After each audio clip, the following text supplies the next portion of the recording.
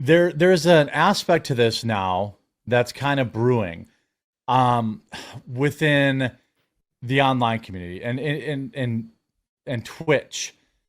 There is Twitch didn't unban me. I sent in I saw appeal. that you said I didn't do it. And they said no. I said didn't do nothing, and they Yeah. didn't accept my appeal. They said I could take What? an anti-bullying course, and if I took an anti-bullying course, then I think I would have like in a year they would lift the ban. I ain't taking that stupid. Oh, there was a permanent one Yeah. for your think you favorite should word? Take it though. They wouldn't tell me what it was for. I think it was because I was That's cowardly. I was calling some, like, there's this Fortnite character that was non-binary, and I did use my favorite word talking about that character, but the person in charge of community used to be my manager at YouTube, which is hilarious. And he was stole money from me. First of all, that's why I quit working with him. Secondly, he identifies as a they them now. Melonie right now. Yeah. You're getting some lore. He identifies as a they them now. Oh, of course he does. So it's like, well, of course, that's why I've been on Twitch's radar getting banned all the time. He already knew who I was. He was already bitter that I wasn't working with him anymore. And he goes by they them now. He took that job just to be like, we got to take this girl down. Well, I think you should take the anti-bullying course, but then record yourself taking it and offer up commentary. That could be fun. Okay. Well, you should also consider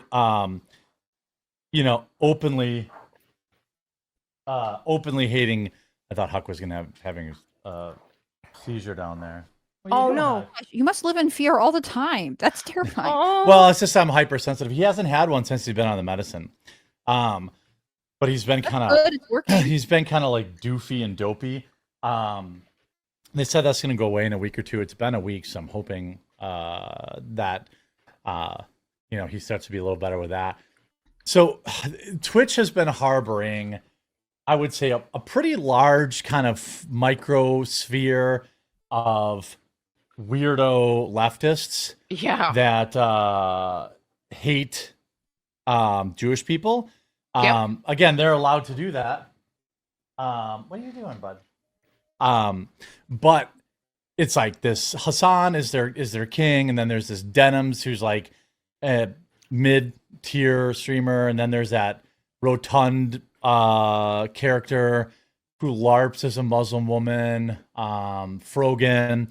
Yeah. But this stuff has been essentially brewing on Twitch for a very, very long time.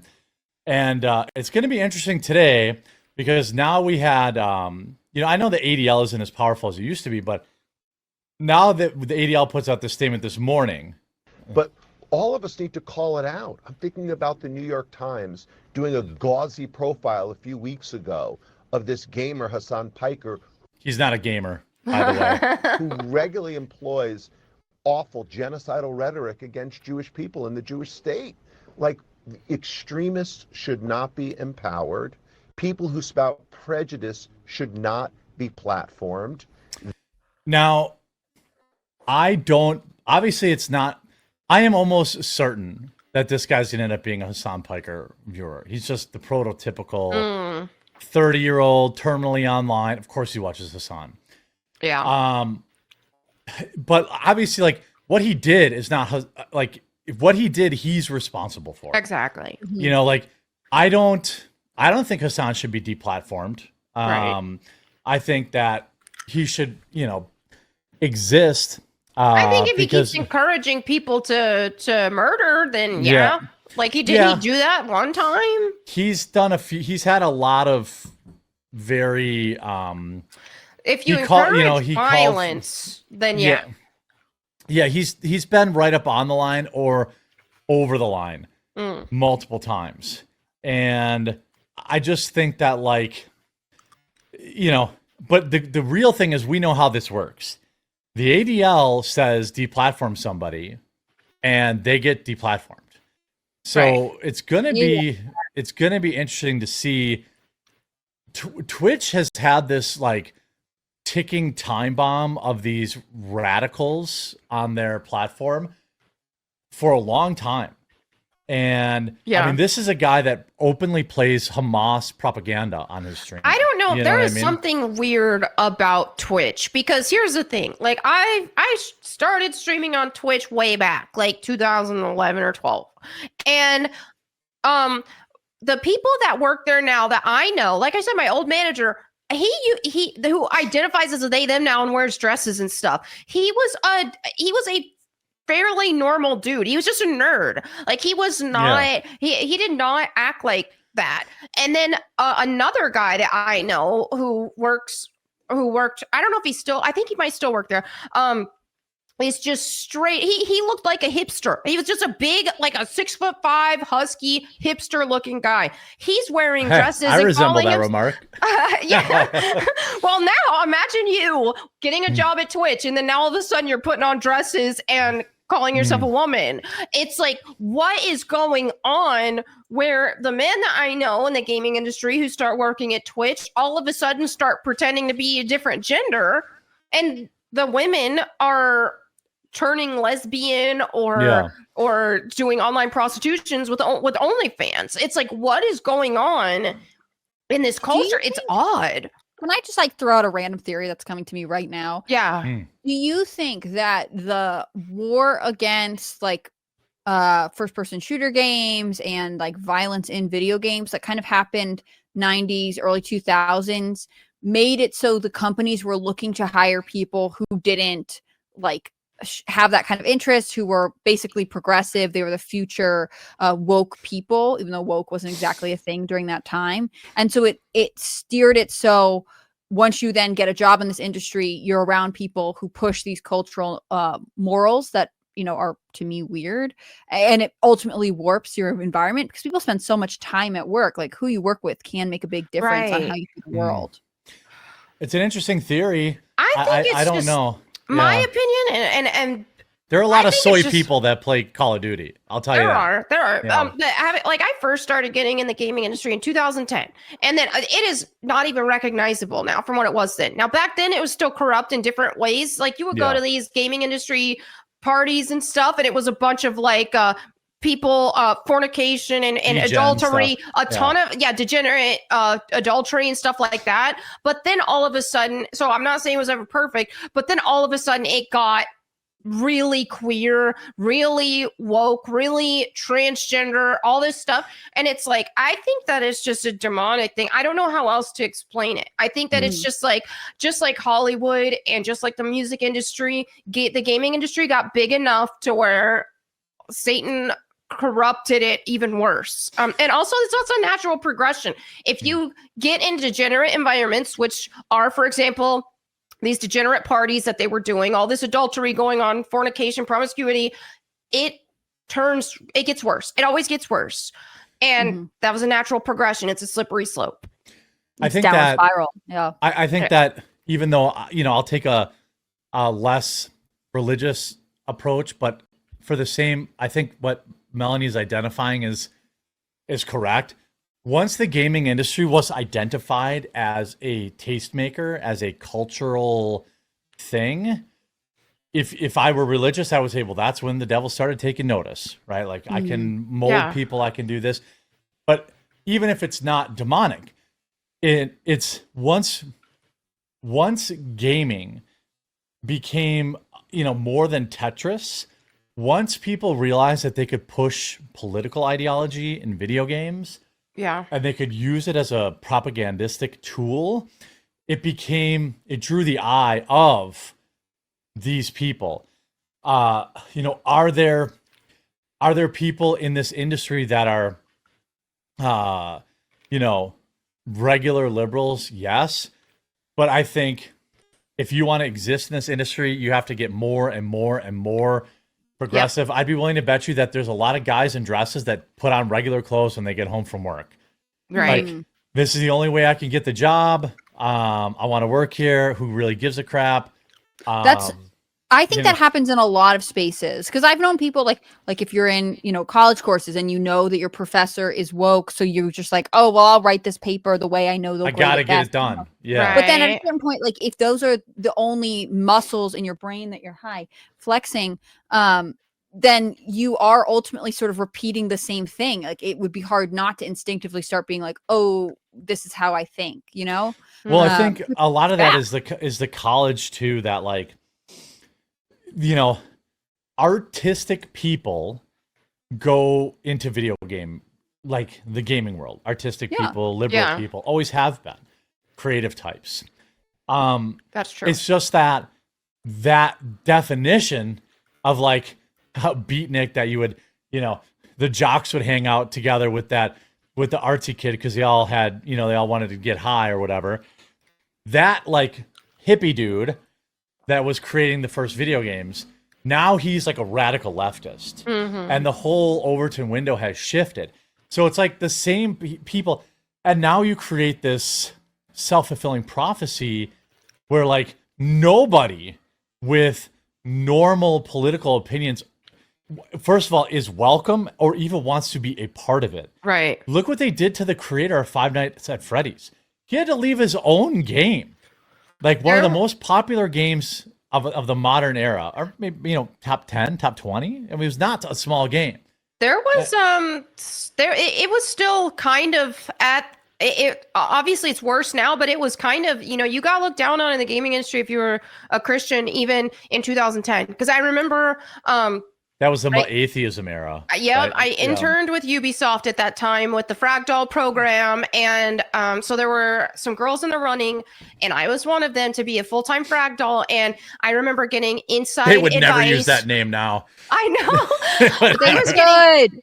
I was getting inside advice from people who were talking to the people who were making these decisions. And they said one of the negatives about me and that what was holding me back was that I was a Christian, and they didn't like that. And if I would keep it to myself and not be vocal about it, then I would have better odds at getting a full-time job there.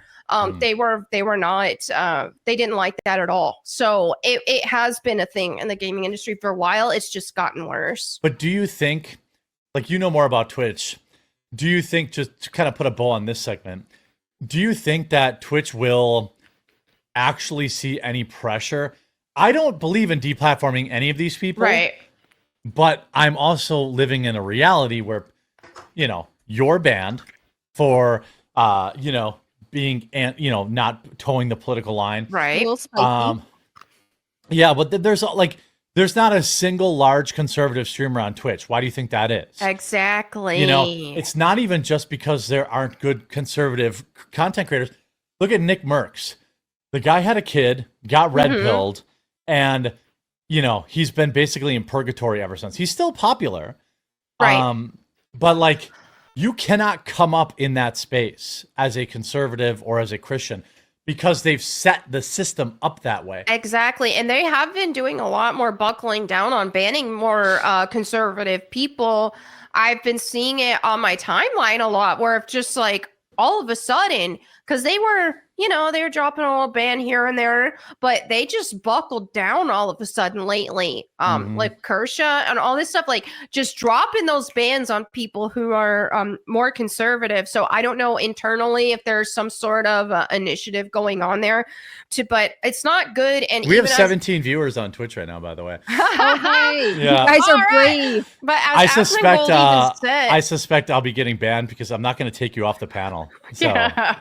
someone will report us. Asmongold was like, he's just like, Twitch is not the way right now. Twitch is dying, and Twitch is not the platform that has a lot of future. If you're really trying to make it as a content creator, it's in your best interest to multi-stream, because Twitch is not the future, and Twitch is going downhill. And that's the thing too, is if they keep pushing for all of these prostitute creators and all these woke creators, and that's all they're focusing on, it's definitely going to go downhill, because people have fatigue with all that crap right now. Well, what's going to happen is, you know, advertisers don't want to be on a platform where you got guys playing, you know, terror propaganda videos. Right. Yep. You're going to see today, tomorrow, and probably through the Memorial Day weekend, there's going to be a bunch of think pieces that come back and relate this to Twitch. I'm sure of it. And, you know, the ironic thing is, if I was running Twitch and I wasn't Dan Clancy is a degenerate. Remember how he got like caught openly following like all those booby streamers? Yay! Yeah. And like all of his continue watching were whores. Like it wasn't even like, yeah. There's if somebody in chat can find that video, it's pretty hilarious. Like he's like, all you do is you open the Twitch app and it was just all booby streamers. Yeah, all the ones that he watches. And he's old. It just makes it even creepier. Yeah, he's old and creepy. I wasn't worried about Twitch. I have not invested a lot of time into Twitch in so long. I've been on the platform for a long time, but I could see the platform itself going downhill a long time ago. So it was just like, who cares if they ban me? I don't give a crap. That's why I didn't really make a big deal of it, and that's why I didn't that's why I was still pretty lax in how I was acting, because it's just like, dude, I make more on X than I do on Twitch. Well, yeah, and you probably make more super chats. And I don't even Rumble. make a lot on X. Oh yeah, I make more on Rumble. Like Twitch was not. I was not making hardly anything on Twitch. I don't give a crap about being banned on Twitch. Yeah. Correct me if I'm wrong. At one point, Twitch was the premier live streaming platform. It used to be, yeah. Now you can live stream on X. You can live stream on other things. But for a while, like if you wanted to reach your audience live, it was sort of the only one you could use, right? Well, TikTok Live is actually probably bigger than Twitch now. Now. Yeah, but used to Twitch was like Twitch was the place for like gaming streams at one point. Yeah. It was. Culturally now it's switching to multi-streaming, which is stuff that like I always did. But like Twitch also had like all their biggest creators on exclusivity contracts. They got rid of that, and that opened the door to people multi-streaming. That's and true. The world's bandwidth getting better, and services like Restream or a Rumble Studio made multi-streaming very easy and user-friendly.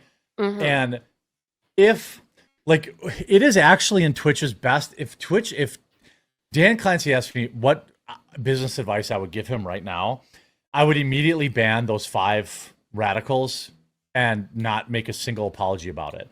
Yeah. Because they are just like the booby streamer was a stain on Twitch, so they buckled down on that.